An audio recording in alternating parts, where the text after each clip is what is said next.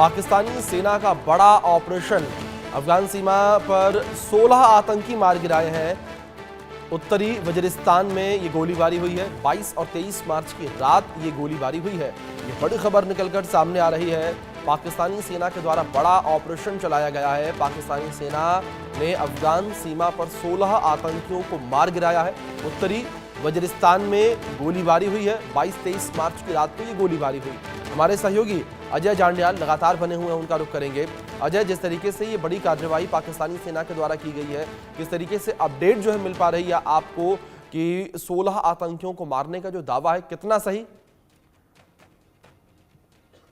बिल्कुल, जो जानकारी है उसके मुताबिक अभी तक 16 आतंकियों को पाकिस्तानी सेना ने मार गिराया है। ये दरअसल टीटीपी के खिलाफ नॉर्थ वजीरिस्तान का एक इलाका है जहां पर जो है ऑपरेशन शुरू किया गया था। दरअसल आपको बता दूं कि टीटीपी के हमले जो पाकिस्तानी सेना पर पिछले कुछ समय में बढ़े हैं, उसके बाद कहीं ना कहीं जो सुरक्षा बलों को चुनौतियाँ जो है वो बढ़ गई थी। पाकिस्तानी सेना के लिए काफ़ी परेशानियाँ बढ़ गई थी और इसीलिए अब पाकिस्तानी सेना भी एक्टिवेट हुई है और कोशिश कर रही है कि किसी भी तरीके से टीटीपी को नुकसान पहुँचाया जा सके। पाकिस्तानी सेना को जब ये पता चला कि नॉर्थ वजीरिस्तान के इस इलाके में कुछ टीटीपी के लोग हैं, उसके बाद जो है उन्होंने एक हमला प्लान किया और देर रात जो चलाए गए इस ऑपरेशन में जो है अब उन्होंने क्लेम किया है कि 16 लोगों को मार गिराया है। हालांकि टीटीपी ने भी कल एक जो बयान जारी किया था जिसमें ये कहा गया कि उन्होंने लगभग 8 लोकेशंस पर पाकिस्तानी सेना के जवानों को, पाकिस्तानी सेना के लोगों को निशाना बनाया है।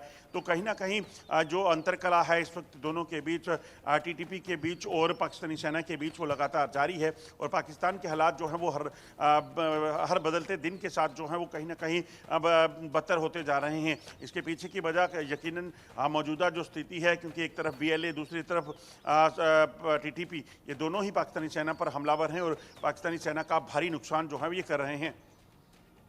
बिल्कुल अजय, दूसरी ओर जिस तरीके से आपने बीएलए का जिक्र किया, जहां बीएलए की एक्टिविस्ट महरंग बलोच को गिरफ्तार किया गया है, दूसरी ओर तो वहां पर जो बीएलए के लड़ाके हैं वो भी कहीं ना कहीं एक्टिव नजर आ रहे हैं, नाराज नजर आ रहे हैं। तो ऐसे में पाकिस्तानी सेना की जो मुश्किलें हैं वो कितनी बढ़ने वाली हैं, क्योंकि दोनों मोर्चे पर एक तरफ टीटीपी, एक तरफ बीएलए, दोनों संघर्ष करते नजर आ रहे हैं।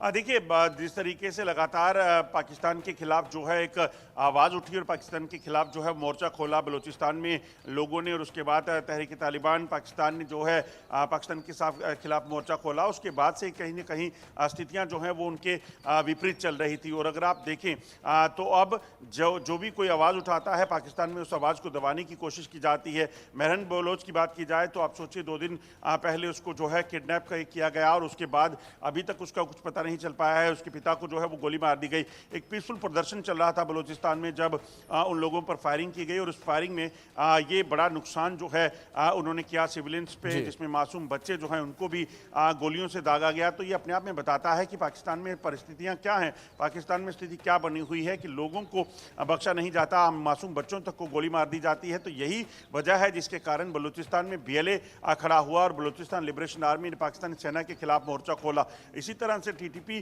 का हाल है। तहरीक तालिबान पाकिस्तान ने भी पाकिस्तान के खिलाफ इसलिए मोर्चा खोला क्योंकि वो अपने इलाके की आज़ादी चाहते हैं, वजीरिस्तान का इलाका हो, खैबर पख्तूनख्वा का इलाका हो। जी बिल्कुल।